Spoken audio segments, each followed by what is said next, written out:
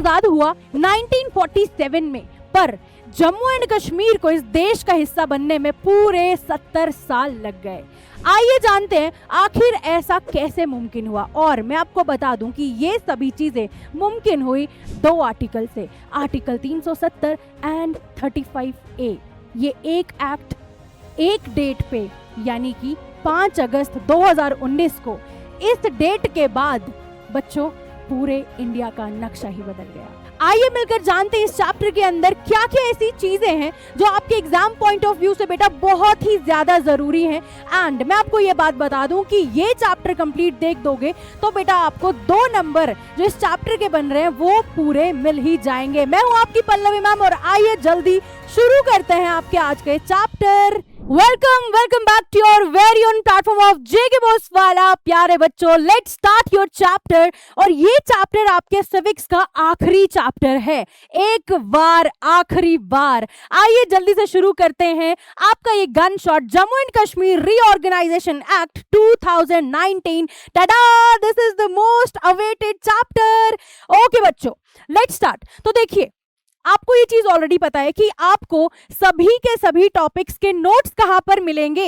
बेटा आपको नोट्स आपके फिजिक्स वाला एप्लीकेशन पर जाकर मिलेंगे, आप अपने क्लास नोट्स वहां पर एक्सेस कर सकते हैं, राइट। एंड बेटा अगर हम टॉपिक्स की बात करें, क्या क्या टॉपिक्स यहाँ पर रहने वाले हैं जो हम आज के इस चैप्टर में डिस्कस करेंगे। सबसे पहले बेटा मैं आपको बता दूं इंट्रोडक्शन, ठीक है ना, आप सभी को पता है। इसके बाद हम बेटा बैकग्राउंड की थोड़ी बहुत बात करेंगे, राइट। इस एक्ट का क्या बैकग्राउंड है उसके बारे में हम जानेंगे। बेटा आगे चलेंगे, highlights of Jammu and Kashmir reorganisation act 2019। याद रखना मैंने आपको already Jammu and Kashmir on the path of modernisation पढ़ाया है, तो बेटा ये वाला जो चैप्टर है ना काफी ज्यादा लिंक्ड आपको उसके साथ लगेगा एंड आपको बिल्कुल भी दिक्कत नहीं होगी इसको समझने में। Towards the end of the chapter we will be discussing about significant provisions of the act. Okay, 2 number का आपको यहाँ से बेटा क्वेश्चंस पूछे जाएंगे और वो क्वेश्चंस आपके एमसीक्यूज होने वाले, इसीलिए एकदम से अपना ध्यान पूरी की पूरी स्टोरी के ऊपर रखिए सो दैट आप लोग बहुत अच्छे से अपने 2 नंबर सिक्योर कर पाए। पल्लवी मैम का जलवा, पेपर बना हलवा। प्यारे बच्चों, ओके, तो बेटा 2019 में सरकार ने बोला कि जम्मू एंड कश्मीर का साइज थोड़ा ज्यादा हो गया है, आओ इसको थोड़ा सा डाइट करवाएं, और बस एक ही दिन में स्टेट को 2 टुकड़ों में बांट दिया। समझ में आया। अब बेटा इंट्रोडक्शन की अगर हम बात करें तो हमारे पास कहानी शुरू कहां से हो रही है। 6 अगस्त 2019 पार्लियामेंट ऑफ इंडिया के अंदर एक बिल पास करवाया जाता है, Jammu and Kashmir reorganisation bill. समझ में आया बेटा, कहां पर? आपके पार्लियामेंट के अंदर एक बिल बेटा जो है वो लाया जाते हैं, ठीक है ना। अब देखो, on 9 August 2019 president of India gave assent to this bill, यानी कि फिर क्या होता है अगले स्टेप में कि 9 अगस्त को, ठीक है ना, बस 3 ही दिन बाद यहाँ पे बेटा जो प्रेसिडेंट है हमारे पास भारत के, उन्होंने क्या कर दिया, प्रेसिडेंट ने अपना एसेंट यानी कि अपना फाइनल से इसको गुड टू गो क्या बोला, हरी झंडी दिखा दी कि यस यस यस ये तो यहाँ पे प्यारे बच्चों इस आप बिल को अब एक्ट बना सकते हैं। एक मैं छोटी सी आपको यहाँ पर एक बात बता दूं जो आपके लिए एग्जाम में तो नहीं आएगा बट आपको पता होनी चाहिए कि किसी भी एक्ट को बनने के लिए पहले वो क्या होता है, बिल होता है, इसके ऊपर चर्चा होता है, इसको अलग अलग स्टेप्स पे बेटा इस पे डिस्कशन होती है, ठीक है, इसको पास होना पड़ता है दोनों ही हाउसेस से एंड फाइनली अपने एसेंट के लिए किसके पास आता है बेटा, प्रेसिडेंट के पास आता है। एंड जब प्रेसिडेंट अपना एसेंट इसको दे देते हैं तो ये बिल जाकर बेटा एक्ट बन जाता है। समझ में आया। अब देखो, अब हमारे पास बिल जो है वो एक एक्ट बन गया था और एक्ट का नाम क्या था, Jammu and Kashmir reorganisation act 2019, right. समझ में आया बेटा। अब इस एक्ट के अंदर सबसे बड़ा इसका मुद्दा क्या था, रिकॉन्स्टिट्यूशन ऑफ स्टेट। समझ में आया। एंड एक तो रिकॉन्स्टिट्यूशन भी थी, साथ में डेजिग्नेशन स्टेटहुड छीनकर बेटा यूटी दे देना। समझ में आया। यानी कि अब यहां पर गेम चेंज हो चुकी थी। जो पहले हमारे पास हमारी स्टेटहुड हुआ करती थी बेटा, अब वो स्टेटहुड हमसे छीन ली गई थी और यहां पर बेटा इसको यूटी डेजिग्नेशन दे दिया था, राइट। समझ में आया बेटा। अब देखो, यूटी हमारे पास 2 बना दी गई थी, एक थी UT of Jammu and Kashmir and second was UT of Ladakh.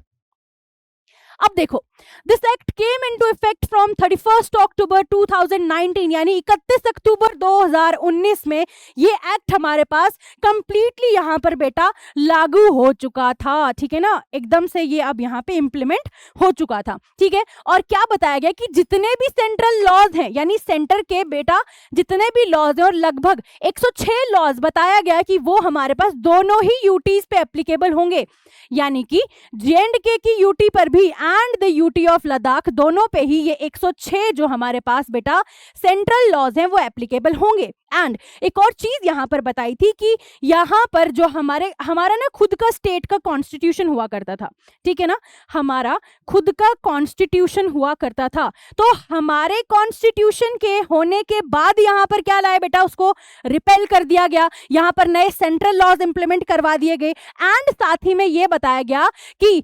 153 state laws को बेटा रिपील करा दिया, ये भी यहां से हटा दिए गए, एंड यहां पर एक नंबर 166 स्टेट लॉज बेटा अभी भी स्टेट के अंदर इन्फोर्स रहे, मतलब वो एज इट इज जैसे काम कर रहे थे वो वैसे ही रहे। एंड बेटा इनके साथ यहां पर क्या बताया गया कि including governors act also 7 state laws with amendments shall also continue to remain in force, यानी कि थोड़ी बहुत इसमें लीगल चेंजेस करी गई, राइट। अमेंडमेंट क्या होता है बेटा, लीगल चेंजेस, राइट। तो यहां पर बेटा लीगल चेंजेस की गई इन 7 स्टेट का जो लॉज थे इनके अंदर, एंड इंक्लूडिंग गवर्नर्स एक्ट, इनको भी स्टेट के अंदर जो है वो रखा गया, कंटिन्यू किया गया, ठीक है ना। ये हमारे पास छोटा सा बैकग्राउंड। अब हम बात करते हैं state of Jammu and Kashmir की, जो पहले क्या थी बेटा, स्टेट थी, ठीक है। अब जिस टाइम पे यहां पे हमने क्या देखा, भारत आजाद हो रहा था, ठीक है ना, बेटा जब इंडिया आजाद हो रहा था 1947 के अंदर, तो जब ब्रिटिशर्स यहां से जा रहे थे ना, उन्होंने प्रिंसली स्टेट्स को यहां पर 2 ऑप्शंस दिए थे, 2 चॉइसेस दी थी। एक क्या था बेटा कि आप क्या कर सकते हो, यूनियन ऑफ इंडिया को ज्वाइन कर सकते हो, एंड बेटा आप यहां पर यूनियन ऑफ पाकिस्तान को भी ज्वाइन कर सकते हो, ठीक है ना। यूओआई एंड यूओपी यहां पर could be joined bye these princely states. Princely states को इसके अलावा बताया गया था कि you can either remain independent, आप क्या रह सकते हो, इंडिपेंडेंट रह सकते हो, आपको अगर इनमें से किसी को भी ज्वाइन करने का मन नहीं है मत कीजिए, अलग रहिए, इंडिपेंडेंट रहिए। और हमारी जो स्टेट थी, यहाँ पे जो रूलर थे उनका नाम था महाराजा हरि सिंह जी, ठीक है ना। ये चीज याद रखना कि हमारे पास जो स्टेट थी जम्मू एंड कश्मीर, वो एक प्रिंसली स्टेट थी, इसने चुना कि मैं इंडिपेंडेंट रहूंगा, मैं किसी के साथ भी मर्जर अपना नहीं करूंगा, मर्ज नहीं होऊंगा, ठीक है ना। एंड बेटा महाराजा हरि सिंह जी ने ही यहां पर इंडिपेंडेंट रहने का चुनाव जो है वो किया था, ठीक है ना। अब क्या देख रहे हैं हम बेटा कि यहां पर एक चीज बताई जाती है कि जो हमारे पास कुछ पाक मोबिलाइज ट्रूप थे, ठीक है ना, जब हमारे पास इंडिपेंडेंट रहने का डिसीजन महाराजा जी ने किया, तो उस टाइम पीरियड में कुछ पाक मोबिलाइज्ड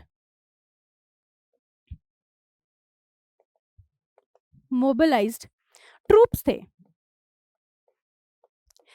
ये ट्रूप्स हमारे पास बेटा इनफिल्ट्रेट हो चुके थे, कहां पे, they were infiltrated in Jammu and Kashmir. J and K के अंदर जब ये एंटर हुए बेटा, तो यहां पर उन्होंने बहुत ज्यादा डिस्ट्रक्शन मचानी चालू कर दी। ये डिस्ट्रक्शन बेटा बडगाम तक पहुंच चुकी थी, एंड अगला इनका जो अब निशाना था वो था कैपिटल, जो कि है श्रीनगर, ठीक है ना। एंड ये सारी चीजें देखकर महाराजा हरि सिंह जी थोड़े से चिंतित हुए, थोड़े से परेशान हुए, ठीक है। उनको ऐसा लगा कि भाई कैपिटल है ये, है ना, कैपिटल के ऊपर अगर अटैक हो जाएगा तो कितना ज्यादा नुकसान हमारे पास जो है वो होगा। और यहीं पर हमने क्या देखा बेटा कि जो महाराजा हरि सिंह जी थे, उन्होंने किससे हेल्प मांगी, जो हमारे पास महाराजा हरि सिंह जी थे, इन्होंने asked for help, he asked for help. किससे हेल्प मांगी बेटा, इन्होंने यहां पर हेल्प मांगी इंडिया से। और इंडिया में उस टाइम पीरियड में हमारे जो पीएम थे वो कौन थे, नेहरू जी, ठीक है ना। तो इनडायरेक्टली हम ये कह सकते हैं कि यहां पर बातचीत हुई नेहरू जी के साथ, और क्या बोला, ये बोला इंडिया ने कि अगर आप लोग ये चाहते हैं कि हमारी आर्मी आकर आपकी हेल्प करे जम्मू एंड कश्मीर के अंदर, तो आपको हमारे साथ एक इंस्ट्रूमेंट ऑफ एक्सेशन IOA, एक एग्रीमेंट साइन करना पड़ेगा, राइट। तो बेटा महाराजा हरि सिंह के पास कोई और दूसरी यहां पर चॉइस नहीं थी, तो जिसके बाद इन्होंने On 26th of October 1947 he signed Instrument of Accession IOA, ठीक है ना, IOA IOA बेटा यहाँ पर साइन किया गया, जिसके बाद लीगली हमारे पास जो जम्मू एंड कश्मीर था it was now a part of India, ठीक है ना। अब इंडिया को पावर्स जो है मिल चुकी थी जम्मू एंड कश्मीर के डिफेंस के ऊपर, communication, currency and external affairs, ठीक है ना। ओके आगे चलते हैं बेटा। अब देखो इन कॉन्स्टिट्यूएंट असेंबली ऑफ इंडिया, चार देखो कॉन्स्टिट्यूएंट असेंबली उस टाइम पीरियड में बन चुकी थी, वो क्या कर रही थी, हमारे लिए कॉन्स्टिट्यूशन ड्राफ्ट करने का काम कर रही थी, राइट। अब हमारे पास 4 मेंबर जो है वो रिप्रेजेंट कर रहे थे जम्मू एंड कश्मीर को, इन्होंने भी मेकिंग ऑफ कॉन्स्टिट्यूशन में हिस्सा लिया, ठीक है, और उसमें से एक हमारे पास कौन थे, शेख मोहम्मद अब्दुल्ला। नेक्स्ट यहाँ पे क्या बताया गया है कि ऑन 26 जन 1950 हमारा कॉन्स्टिट्यूशन हमारे पास बन के चालू लागू हो चुका था, समझ में आया बेटा। एंड नेक्स्ट क्या बताया गया कि Jammu and Kashmir was constitutionally added in union of India by article 370, article 370 यहाँ पर बेटा अब जो है वो सामने आ चुका था। यानी कि बेटा जो मर्जर हुआ था जम्मू एंड कश्मीर का, किसके अंदर, भारत के अंदर, है ना, जो मर्जर हुआ था जम्मू एंड कश्मीर का भारत के अंदर, वो एक स्पेशल आर्टिकल के जरिए करवाया गया था और आर्टिकल का नाम था 370, ठीक है ना। अब जो आर्टिकल 370 है वो क्या काम कर रहा था बेटा, जो आर्टिकल 1 काम करता है पूरे इंडिया के कॉन्स्टिट्यूशन के लिए, ठीक है ना, वो क्या कहता है, वो ये कहता है, आर्टिकल 1 ये कहता है कि India is a union of states, also define it's territory, उसकी जो जियोग्राफिकल टेरिटरी है उसके बारे में बात करता है बेटा आर्टिकल 1। कौन कहता है, आर्टिकल 1, राइट। अब यहीं पे क्या चीज बताएगी कि जो काम आर्टिकल 1 भारत के कॉन्स्टिट्यूशन के लिए करता है, सेम काम आर्टिकल 370 बेटा जम्मू एंड कश्मीर के लिए करता है, राइट। क्या बोला गया है, that article 370 for Jammu and Kashmir defined article 1 of the constitution and declared Jammu and Kashmir a part of India. यानी कि जिस एक्ट के जरिए, जिस आर्टिकल के जरिए यहां पर ऐड किया गया था, वो कौन सा आर्टिकल था, आपका 370।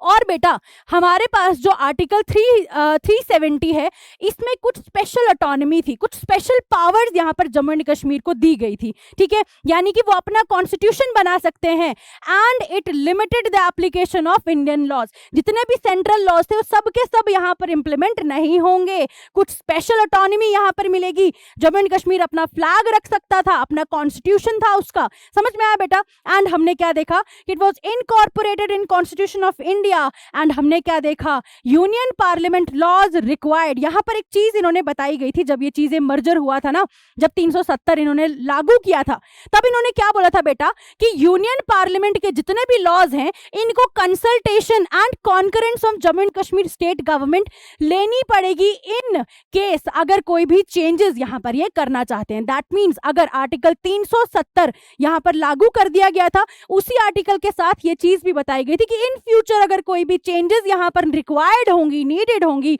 तो वो यहां पर बातचीत करके किसके साथ, जम्मू एंड कश्मीर की स्टेट की गवर्नमेंट के साथ यहां पर बेटा किया जाएगा। And also it provides a mechanism for extending central laws to Jammu and Kashmir. And 370 के अंदर ही बेटा एक हमारे पास क्या था, लूप था, वो कहता था, वो एक पूरा मैकेनिज्म बताता था कि किस तरीके से हमारे पास क्या किया जा सकता है बच्चों यहाँ पर, कि सेंटर के लॉज कैसे जम्मू एंड कश्मीर पे इंप्लीमेंट किए जा सकते हैं। बेसिकली यहाँ पर मैं आपको मोटी मोटी अगर बात बताऊं वो ये है कि 370 के अंदर ही हमारे पास क्या बताया गया था कि अगर सेंटर की यहां पर जितनी भी स्टेट गवर्नमेंट है, अगर स्टेट गवर्नमेंट डिसॉल्व हो रही है और यहां पर बेटा गवर्नर रूल आ जाएगा, और उस टाइम पीरियड में गवर्नर किसका होता है बेटा, आपको पता है कि सेंट्रल गवर्नमेंट का होता है।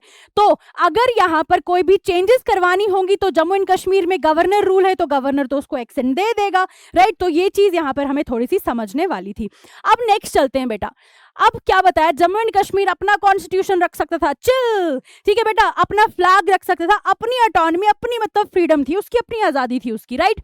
ये चीजें आपको समझ में आई। एंड बेटा यहां पर अब क्या बताया गया कि प्रेसिडेंशियल ऑर्डर्स यहां पे बेटा लाए गए थे, प्रेसिडेंशियल ऑर्डर्स से यहां पर एक्सटेंड किए गए थे central laws to state from 1950। यानी कि क्या चीज बताई गई कि कुछ एक ऑर्डर लाया गया, एक प्रेसिडेंशियल ऑर्डर था जो हमारे पास लाया गया था, जिसका क्या नाम था, the constitution application to Jammu and Kashmir order 1954, ये एक बहुत ही इंपॉर्टेंट ऑर्डर था एंड यहाँ पे इस ऑर्डर के बाद जो कॉन्स्टिट्यूशन था इसको अप्लाई कर दिया गया था जम्मू एंड कश्मीर के अंदर, ठीक है ना। अब इसी टाइम पीरियड में बेटा एक और आर्टिकल आ गया था, आर्टिकल 35A, समझ में आया। इसी ऑर्डर के बाद 370 के अंदर ही एक ऑर्डर आ गया था बेटा, आर्टिकल आ गया था जिसका नाम था article 35A and article 35A भी इसी प्रेसिडेंशियल ऑर्डर के थ्रू यहां पर बेटा इंप्लीमेंट करवाया गया था।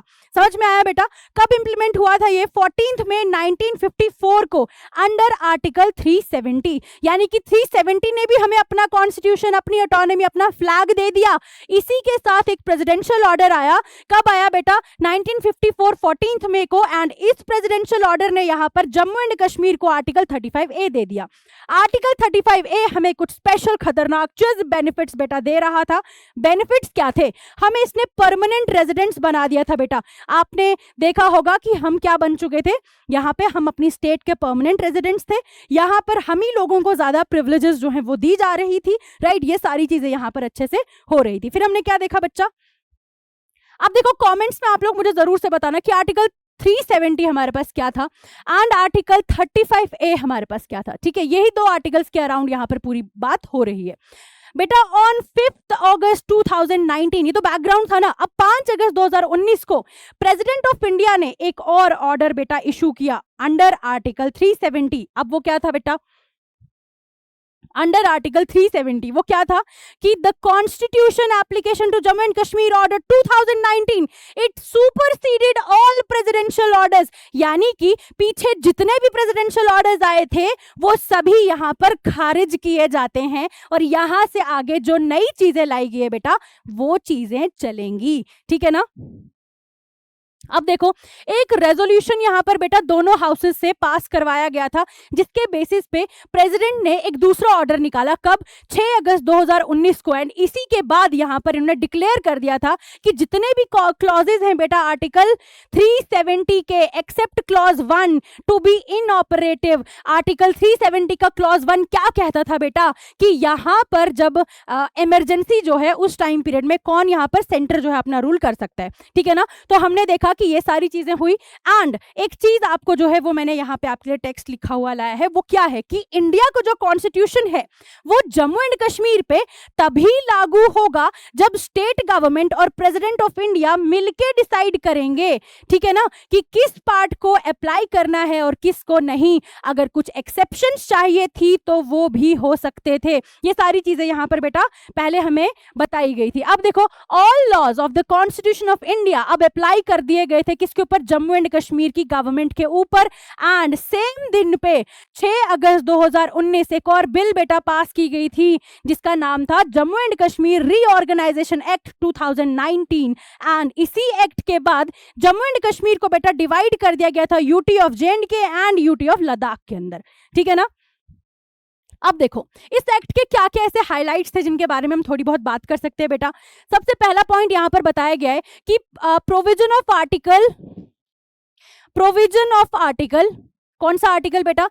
239A will now also be applied to UT of Jammu and Kashmir like that of Puducherry। बेटा यहाँ पर एक बात बताई गई है कि हमारे पास जो आर्टिकल 239A है, ठीक है ना, वो हमारे पास क्या होगा? अब अप्लाई होगा किसके ऊपर? UT of Jammu and Kashmir के ऊपर, ठीक है ना। एंड साथ में ये चीज भी बताई गई है कि रिजर्व्ड सीट्स यहाँ पर एसटीज के लिए होंगी लेजिस्लेटिव असेंबली के अंदर।